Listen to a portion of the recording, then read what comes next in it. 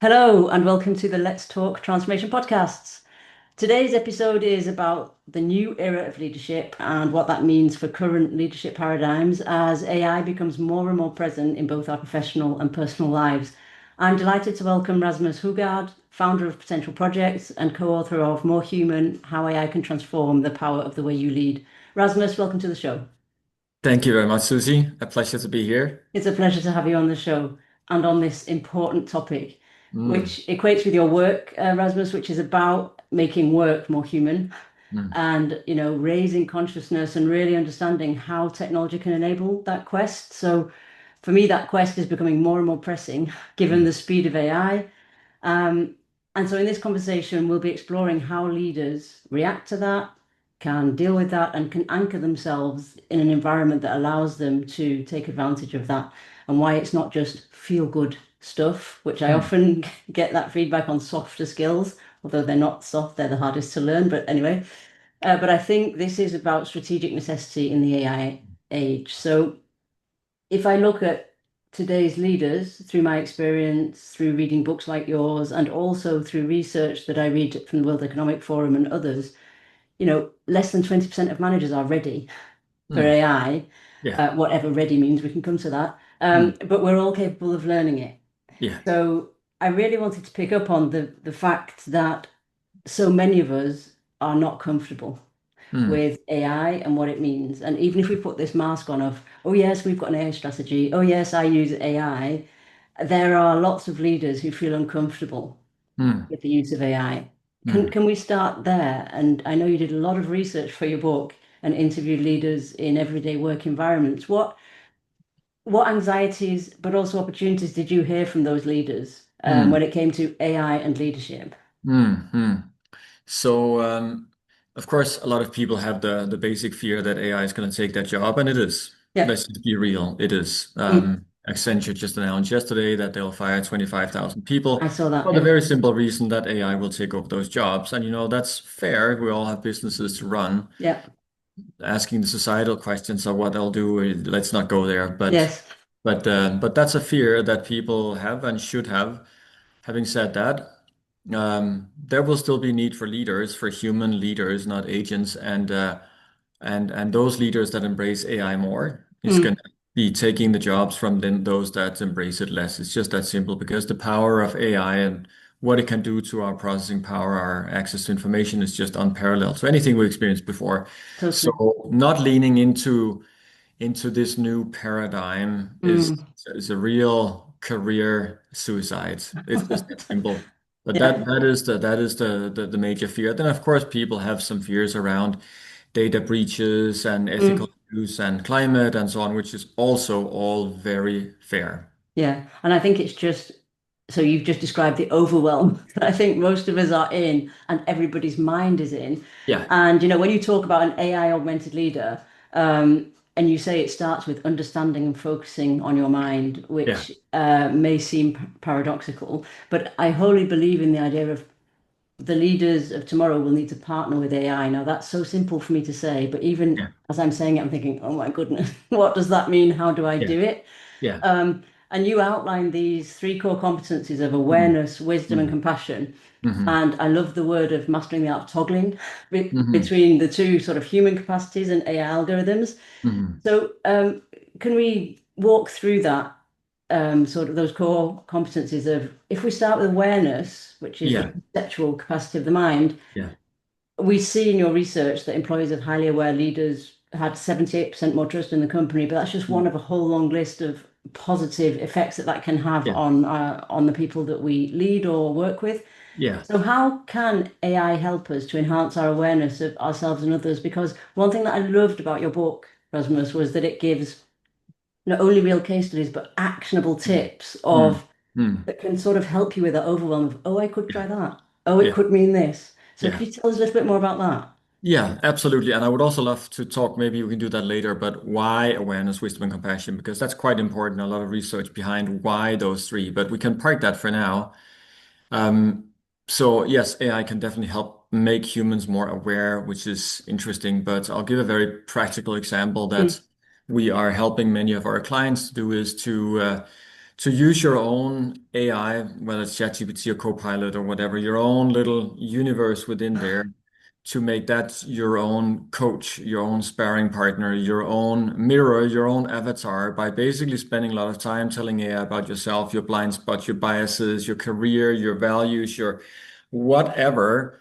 And then when you are about to make an important decision or you're about to have a conversation with someone, to raise your own awareness of the many perspectives that can be viewed on this situation. You simply have a conversation. You go to your AI and you ask everything you know about me, what would you advise me to do? Or with everything you know about me, what blind spots may I bring to this Mm, conversation? Or what are the biases that I would traditionally bring? So it can help you to see yourself as in the mirror 360, which brings more awareness to any decision, any engagement. And that's a real powerful thing just at the tip of your fingers. it is, but it's a different perspective that you're giving me. It isn't necessarily hard truth, is it? It's Exactly. a collection of other perspectives that Yep. differ from mine, which is good for my confirmation bias, but Yeah. which is not necessarily an absolute truth. True. No perspectives are absolutely true. Hmm. No.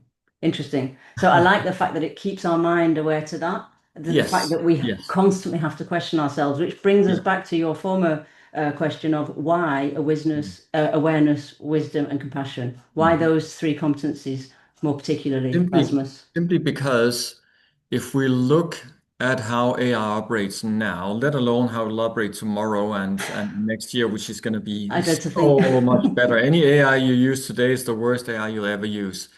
So AI is incredible. It Mm, has two things for it. One, it has more information than any human being or any human brain has ever had, yeah. like by eons. Mm, Secondly, it has processing power that is way, way, way faster than any brain that has ever existed before. mm, So it has more processing power and more information. We will never, ever win that battle. yeah. We have traditionally measured human productivity and effectiveness with how much stuff we could get done in which speed and by what knowledge we have. Mm, But AI is already winning that game with like it's just we have lost long ago. The question, so we should not try to compete in the field mm, of what AI is good at. We should rather try to do what AI cannot do, so that it becomes this augmentation where we take what is uniquely human and then we add AI on top to make the human better. That's mm, essentially what is the role of leaders in the future. mm, And to understand then what is uniquely human, we need to look at our neuroanatomy. How do we work? What is the operating model of a human? And it is that we perceive, we then discern, and then we respond. Those three capacities is what it means to be human, or let's say sentient in general. mm, mm, Those are, of course, not very leadership applicable. So we took those and translate into leadership, which is when you perceive, you're aware of yourself, your emotions, your decisions, your biases, you're aware of others, their emotions, where they are at, and you're aware of the systems we operate within. So that's awareness. Discernment is to have wisdom, which is not to have knowledge. AI has knowledge. AI does not have wisdom. mm, Wisdom is the ability to ask good questions. And then AI doesn't have a heart. It's yeah. got amazing algorithms to predict, let's say, emotions and to describe and to act in ways that are empathetic way more than any human being. Like it has more empathy and more emotional understanding, but it doesn't have a true intention to support, so it doesn't have compassion. Mm, That's why mm, awareness, wisdom, and compassion are the three things where AI falls short and where we fall strong, and therefore that is what we need to focus on. mm. And I think, I like the fact that you need to take the distance from it, but it's a big ask, though, isn't it, Rasmus? We've been formatted, all of us, through education and society in general, and organizations and organizational culture to do. Mm, It's how much you know, it's how much you get done in mm. what time and how efficient you are. I mean, Yeah, I'm making it very black and white, but that's sort of the yeah, paradigm that we're in. yeah. So, how do you see leaders reacting to? Because if I do go down to Mm, a deeper level, it's about their identity, isn't it, and status mhm. in that organization. So, Yeah, how do yeah, you see leaders reacting to? Please put your badge of busyness down, and can we look at what is known today as soft yeah, stuff, yeah, which yeah, is essentially what, as you say, what makes us innately human. yeah, yeah. Um, It's very mixed reactions. Mm, If we just look at some data that we came out with 2 months ago, so it's not in the book, unfortunately, but it's very closely to the numbers that you shared before. mm, Our data was very clear. Around 16% of leaders today are ready to also lead in the future. By the way, the vast majority of that 16% are women. So where women have had to work much, much, yes. much harder to break the glass ceiling and to Mm, be promoted in the past, I predict with very strong data that in the coming years, women will have a much easier time and we men have to work harder. So 16% of current leaders are ready also to lead in a future that is dominated by AI.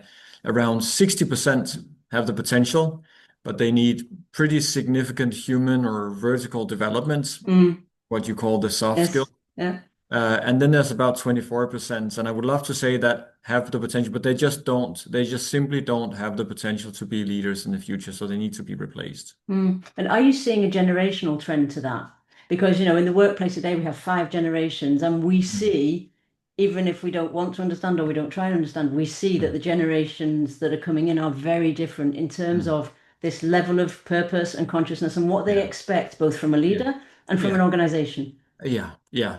There is definitely, even though we don't have data on it, Mm. totally there's no question that the younger generations who are coming with a stronger, let's say, sense and need for purpose, a stronger sense of let's be human at work, that is the blueprint of what leadership is going to be in the future. So of course they have a head start. Having said that, of the 16%, that was all ages, and so even the ones at the Okay. most senior levels Interesting. and most senior ages.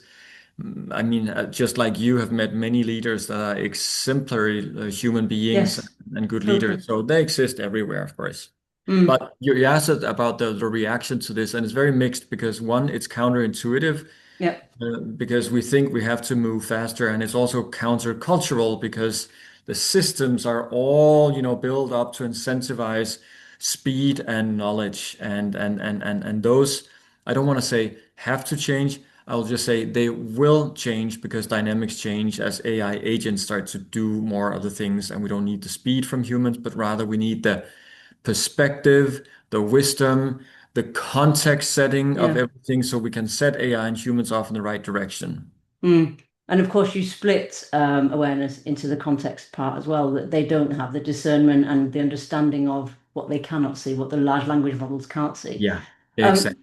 so it's essentially around mindsets, isn't it? Which Yeah, is 100%. easy to say and difficult to train and to make tangible. Yeah, And if I come to the human compass that for the leader that basically gives us all the different mindsets for yeah, both awareness, compassion, awareness, wisdom, and also compassion. Can yeah. you tell us a little bit more about how you got to the five mindsets that go with each of the three core competencies? Mm. Because what I love about that is it's so tangible and Yeah, it's so rational, but yeah. behind it, there's so much human complexity. Yeah, yeah, yeah, absolutely there is. And also complexity in getting to a model like I this. can imagine. It Yeah. has taken us about 7 years of fairly thorough research Mm, to get to the model. And then in the middle of that, of course, ChatGPT was taken out of the bottle, yeah. and we had to go back to the drawing board and revise a number of the mindsets. Mm, Um, but yeah, essentially, it is about mindsets. It is about the mindsets that allow us to step back, have perspective, and do what humans are uniquely positioned to do, and let AI do what it is uniquely better at than we are. And that all starts with that, with the mindset, with the soft mm, skills. mm, Absolutely. And that's why leadership development of the future is not very much about how to do things and what to do, but rather about what is the mind behind that. mm. It's about how to be, isn't it? Whereas today it's about how to do. And I think Mhm. AI can also provide us quite an easy excuse not to be human. So not to go deeper and to Yeah. stay at that transactional, non-human level. Yeah. How can leaders guard against that tendency? Because it's so Yeah. easy to revert to, and there's all this discussion around work slop, and we're getting the sort of shadow side of using AI without necessarily partnering with it. So, Yeah. what would your advice be there, Rasmus? How can leaders be rather than do in the age Yeah. of AI? Yeah. it's a choice that any individual leader must make, but it's also a choice that CEOs, CHROs, and CLOs have gotta look at. And let's come back to that one. But each individual leader have to ask themselves the question, not just what can AI do for me, which Mm, is what we always do with technology, whether it's the internet, social media, email, whatever, we always ask, mm, what can it do for me? But we need to also ask the question, what can it do to me? Because what we're seeing is that AI is making leaders more cognitively lazy. yeah. We're delegating important decisions to AI because AI is confidently wrong and confidently right. No matter what you ask, it's going to sound like it's got its shit together and has all the right answers. We need to not fall prey to the laziness of the Yeah. human brain and just accept what it says.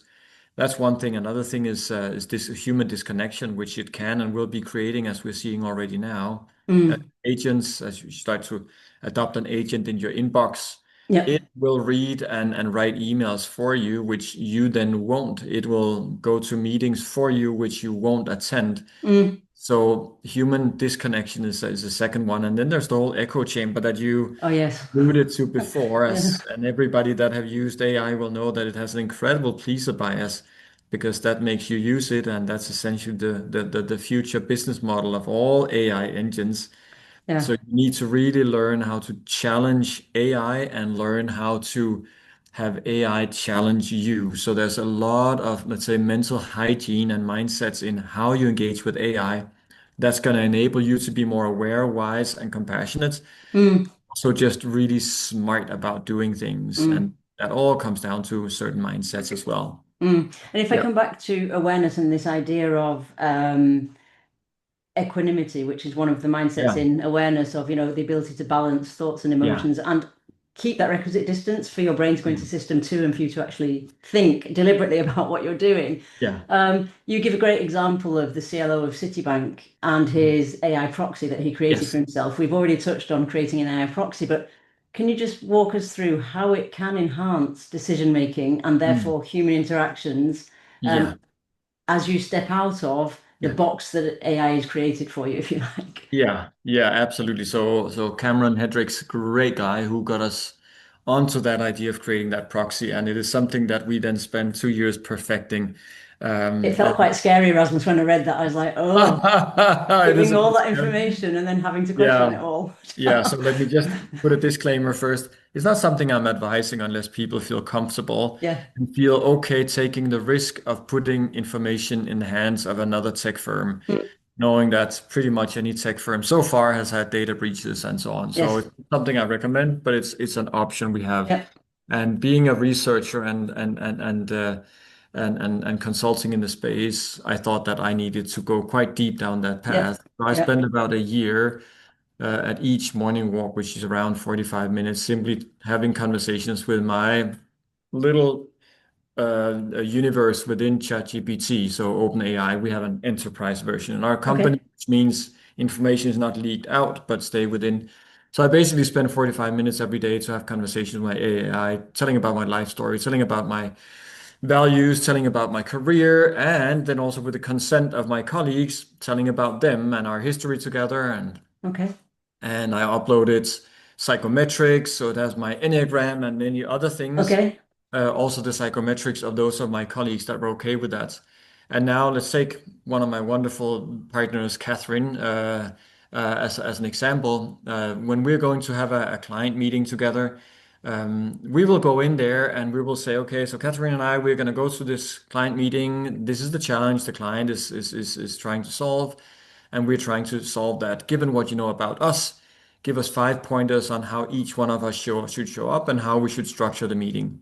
And what you Nice. get out of that is just incredibly helpful because it Mm. is a very complex question. And as much as both of us are self-aware human beings, Yep. getting that outside in view that goes deep into our psychometrics is really, really fascinating. And another use case is if I'm going to have a challenging conversation with an employee of our Yep. company because that person is underperforming or whatever, I definitely use ChatGPT a lot in having a conversation on preparing for that conversation. And the most important part of that is actually the compassion aspect, which is When you have figured out how you're going to have the conversation, you then say, I want to make sure that Joe feels respected and valued coming out of this meeting. Give me four things to consider in that regard. And you will get really, really helpful advice. It's really interesting though, isn't it? Because the human brain is a pattern making machine, but Mm, our limbic system and the level and the layers of bias are bigger or yeah, more present, should I say, than in AI. And of course, the amount of knowledge is smaller. So having yeah, your blind spots or a different perspective given back to you sounds incredibly useful and can it also is. put you in a space where, you're getting feedback that you can then action Yeah, positively and yeah, make sure that you step back into is yep, what I thought when I was reading that, either wisdom or compassion. So it's yep. pushing you back into what's inherently Absolutely right. Yeah. human. It's really Because important that you learn to use AI in that way because if you start to use AI in a one-sided way, so you ask questions, you get answers, yeah, you are going to be biased and you are going to be lazy. So it is more about you ask some questions, you get some answers, and then you start to challenge AI by saying, give me five reasons why what you are proposing to me is going to end drop. catastrophic.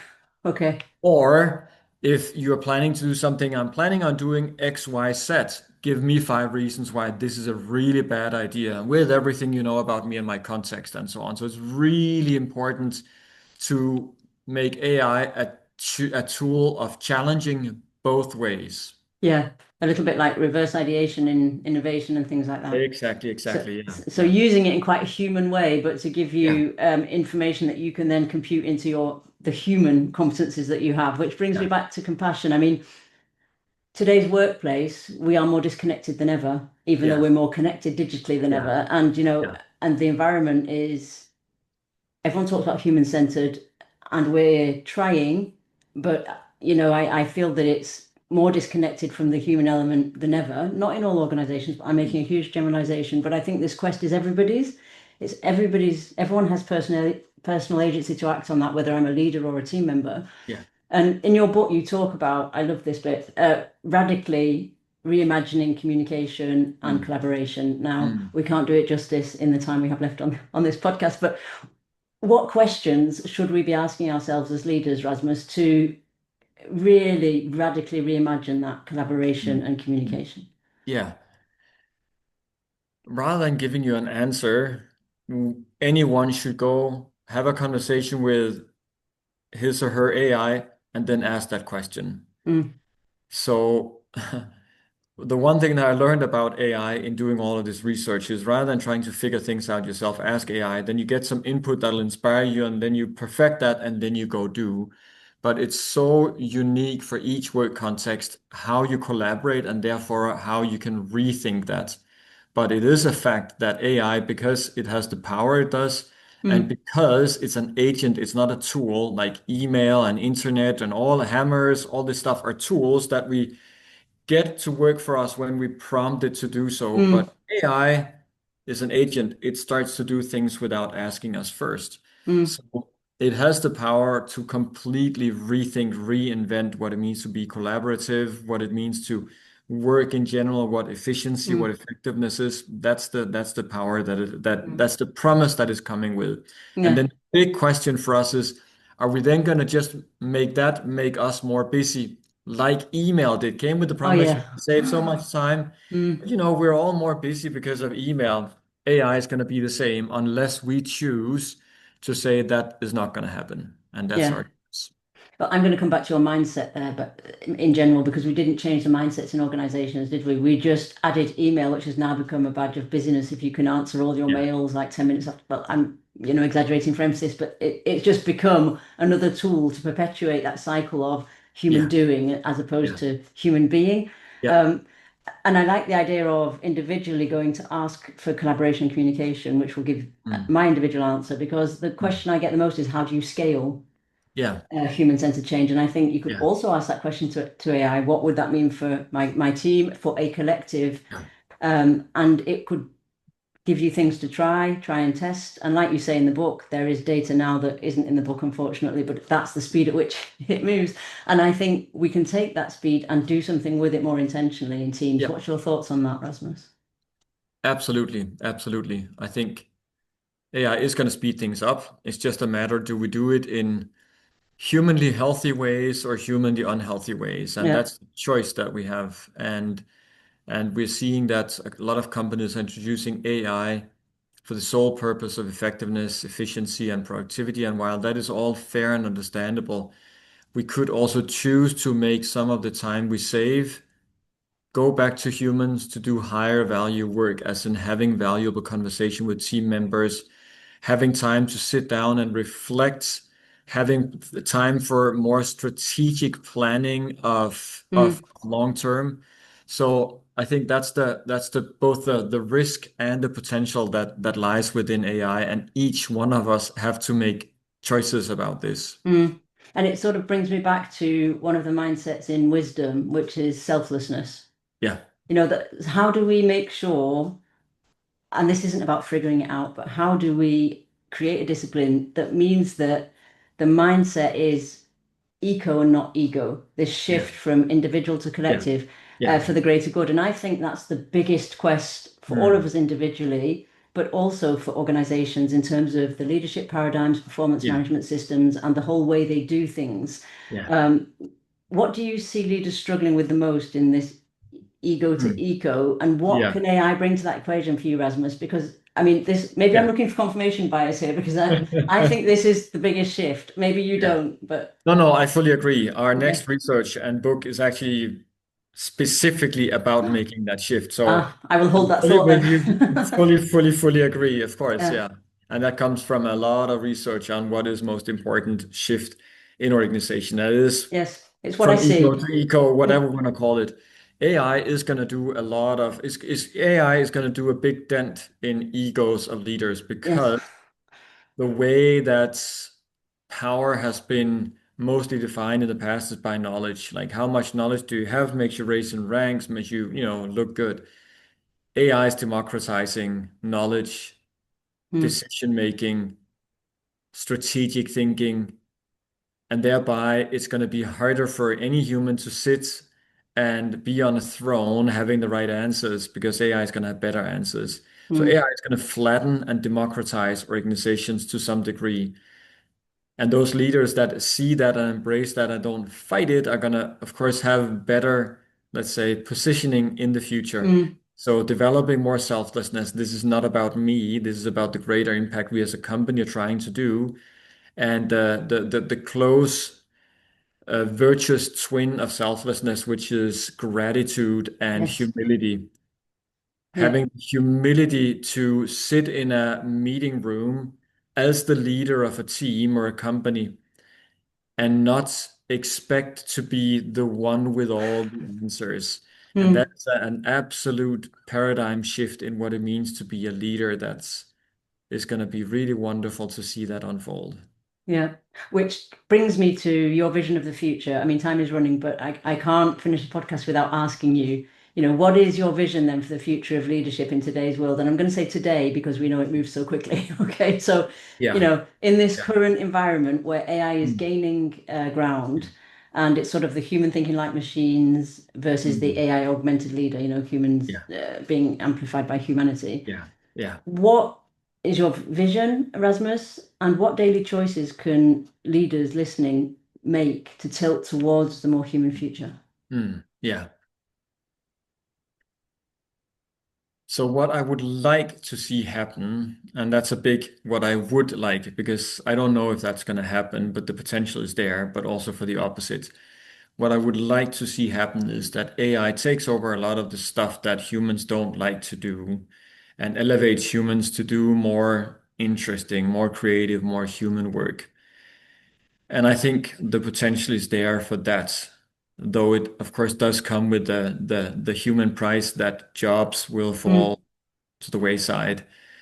And I can't square how that's not going to happen mm, and the impact that's going to have on societies. So I'm pretty concerned about that. mm, But that's what's going to happen. So within that paradigm, yeah. I do think that there is the potential that AI can really elevate humans to do real human work, can elevate leaders to be truly beacons of humanity in organizations. One example is Accenture that developed this AI performance review coach, where leaders, instead of spending an hour preparing a performance review coach, like getting all the metrics and Mm, data, they just press a button, they have that. But they are still mandated to spend an hour preparing the conversation, but from a more human level. So instead of how did John do this year, it mm, is where's John at in life? What's John's next developmental stage? mm, And how do I want John to leave this conversation? So it's a whole shift from just managing tasks and people to elevating growth and humanity and all these good things that all of us can agree is a good thing. mm, And that's what I hope will happen. And I know that will partly happen, but also partly the opposite, which means AI just takes over all the interactions and mm. and shareholders want everything to be more profit, and therefore it's just going to be very cold, robotic places to be. Mm. So it's our duty almost to keep it human. I'm hearing, Rasmus, that we should be reinventing ourselves to be more Yeah. human Yeah. because we all have those capacities, don't we? The human blueprint is the Absolutely. human blueprint and has been since year dot. Yeah. Yeah. So I'm hearing that we need to train awareness, wisdom, and compassion as Yeah. leadership practices. Yeah. And I would invite all my listeners to read your book. One, there's a lot of research in there. Two, there's some brilliant anecdotes. And three, there's some great, what I call playbook Mm. parts to it, where you can actually look at tried and tested and look at what you may want to experiment, may not want to experiment going forward. Rasmus, thank you so much for coming on and sharing your insights. We could have done 3 podcasts on your book, but I'm being careful with time. Where can people find out more about you, your research, and what you do? If they go to our company website, potentialproject.com, or they follow me on LinkedIn, and then you'll get all of our research as it trickles through. Okay, super. So I'll put the links in the show notes so that people can find that. I encourage you once again to read Rasmus's book and also a little prompt from me. What is one daily leadership habit that you can practice tomorrow that will make your team feel more human? So what I take away from this is learn to toggle. And for those who don't understand that, they can read your book. Thank you, Rasmus. Thanks for a great conversation. Thank you so much, Susie, and everybody out there. I hope you got something helpful. Let us know what you think. Thank you.